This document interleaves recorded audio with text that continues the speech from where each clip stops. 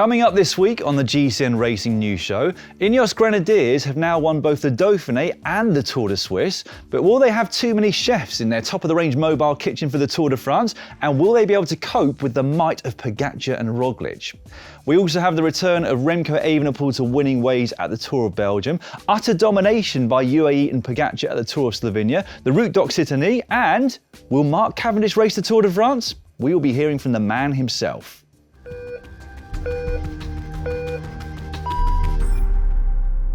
First up though, the Tour de Suisse. 8 days of the most beautiful and scenic landscape you will ever see in any sport. I flicked the coverage on over the weekend and I was literally in awe. What a stunning country and a stunning place. And it produced some equally stunning racing. Mathieu van der Poel was back to being Mathieu van der Poel on stages 2 and 3, where it was like watching a professional athlete compete in an under-16s event.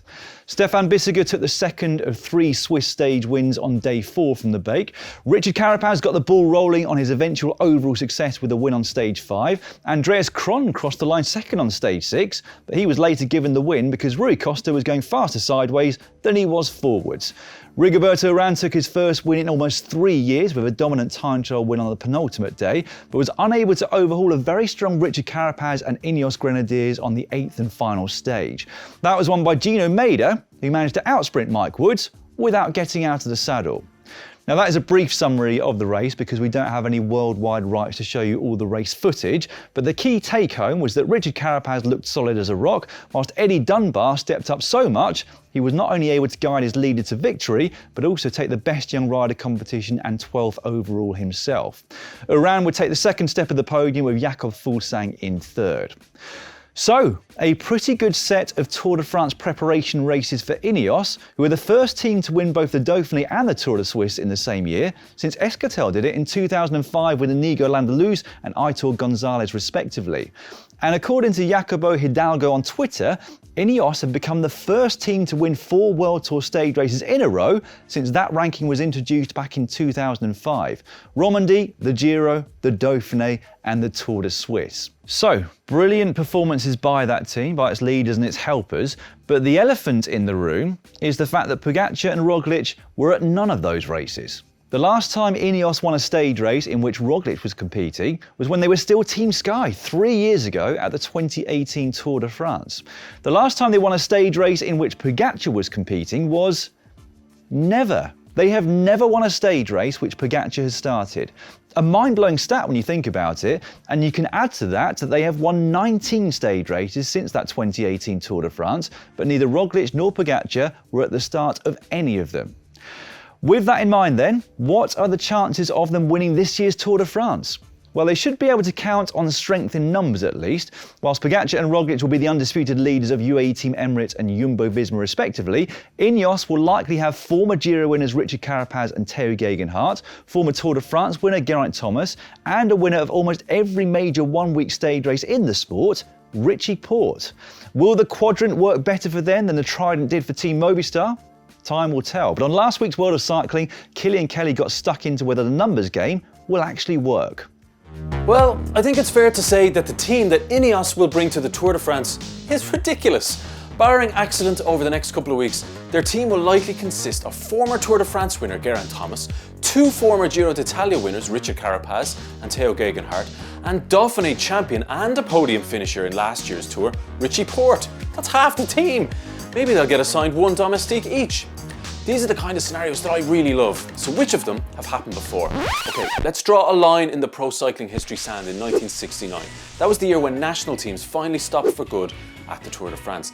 In that time, only once have a team done what Dave Brailsford is mad enough to do and selected 3 Grand Tour winners to ride the Tour de France together. That was 1969. It hasn't happened since. The Salvarani team had Vuelta winner Rudi Altig, double Giro winner Franco Balmamian, still the last Italian to win the Giro back-to-back, and winner of all 3 Grand Tours Felice Gimondi. And although they won a couple of stages, together they couldn't prevent the most dominant Tour de France performance of all time when he won his first Tour de France, the GOAT, Eddy Merckx. A Tour winner and a Giro winner have been on the same Tour team several times with varying degrees of success. Ineos themselves did it last year with Carapaz and Egan Bernal and never came close to winning it. In total, 7 Tour de France teams have had a Giro and Tour winner in their midst, and 3 of them sufficiently handled the egos to actually win the Tour that year. Benesto in 1993 with Miguel Indurain, Discovery Channel in 2005 with Lance Armstrong, and Astana in 2009 with Alberto Contador. Although in 2009, Astana won the Tour without actually handling the egos. So it has worked in the past, albeit without quite the number of chiefs that Ineos are likely to field at the Tour de France this year. Either way, it sets up an absolutely tantalising race. It's going to be a cracker this year, and it's now less than 2 weeks away. Team rosters will be announced very soon, and we can all start to get very excited. Stay tuned for our big preview show, which will be coming out at the beginning of next week. Incidentally, this week's World of Cycling will be out on GCN Plus on Wednesday. Kilian will have his latest stat attack, but our special guest will be Dan Bigham, aerodynamicist extraordinaire and fresh from competing at the Tour of Slovenia. I'll be asking him about these bars, seen here used by Jan-Willem van Schip at the Tour of Belgium. Now, we understand that the head commissaire at that race said he was allowed to use them, but that evening he was disqualified from the race after the UCI said they were illegal. Seems a bit harsh. I'm not sure why they just didn't tell him to stop using them. Anyway, I'm sure that Dan Bigham will have some strong thoughts on that one, and we'll also be talking about it on the GCN show tomorrow. Just before we move on completely from the Tour de Suisse, for those of you that didn't see the news, Julian Alaphilippe, who was lying in 3rd place on GC after the penultimate stage, left the race overnight to head home to be with his girlfriend Marianne Roos for the birth of their baby. So we wish them both the very best with that. That left the battle for 3rd place between Max Schachmann and Jakob Fuglsang. As mentioned, it was a Dane who ultimately took those honours. We shall move on now to the Tour of Belgium, which was like the best sprinters field I've seen in a very long time. Stage 1 didn't finish in a sprint though. The parcours and Remco Evenepoel had other ideas. He attacked with Victor Campenaerts on his wheel with just under 30 k's to go, catching the remaining breakaway riders in very short order. The group was soon down to 4 riders, Evenepoel the only one doing any work on the front, and then with 6 kilometres to go, it was down to 3 after Campenaerts suffered an extreme case of cramp. Victor Campenaerts, as he's now been named by Benji Narsson and Thomas de Gent on Twitter. And you know it's bad if a rider has to stop at the side of the road to stretch things out during a race, although comforting for the rest of us that it happens to the world's best too. Evenepoel didn't win that stage. That accolade went to Robert Gees of Sport Vlaanderen Baloise, but with all the bonus seconds that Evenepoel did pick up, he was already in the overall lead, and he extended that by winning the short stage 2 time trial. The rest of the stages though were fought out by the sprinters. Caleb Ewan had an exemplary lead out from his Lotto Soudal teammates to take the first of those, ahead of Michael Merkur, who'd lost Mark Cavendish, or the other way around I guess you could say. Ewan backed that up the following day, managing to stay in a relatively small front group and out-sprinting them to the line. And on the final day, this happened. Caleb Ewan is on the wheel there of Mark Cavendish. Tim Merlier on the outside. Oh, there's swerving going on everywhere here. And then a sprint happening with Tim Merlier fighting against Caleb Ewan. On the wheel of Merlier is Bouhanni. And also on the other side, it's Cavendish. It's not going to be Ewan. Is it going to be Cavendish or Merlier? I think it's going to be Cavendish. I think Cavendish has got this. Mark Cavendish taking his most prestigious win in terms of the riders he beat for at least 3 years, in my opinion. Merlier was in 2nd for Alpecin-Fenix, Ackermann Bora Hansgrohe in 3rd, and Groenewegen having to settle for 4th, while seemingly stuck in a gear which forced him to sprint at about 500 RPM. And so, Cavendish has now proven beyond doubt that he is once again one of the world's best sprinters. He may not yet have competed in a World Tour race this year, but given what we've seen so far, he would be very capable of winning sprints at that level if he did. The question on everybody's lips then, will De Koning Quick-Step take him to the Tour de France?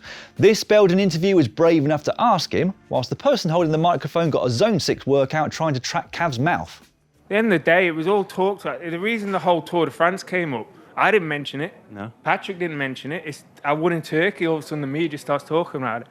This is a thing that's happened a lot of times. The thing with Eddie Merckx's record, I never started that. That was immediate to start that. All of a sudden, it's all I'm going for. Yeah. You know, we have the current green jersey winner in Sam Bennett. And, I think it's right to see how he's going before we think of anything else, you know. Great stuff. And here is the man that was holding the mic. Teammate and overall winner Remco Evenepoel. No, I'm only joking, that was a different interview. But on a serious note, Cav is very much back to his best on and off the bike. Well, what do you think? Should the Koenig Quick-Step take Cavendish to the Tour de France? Well, you can have your say in a poll that's now live over on the GCN app, and we'll link to that on the screen now.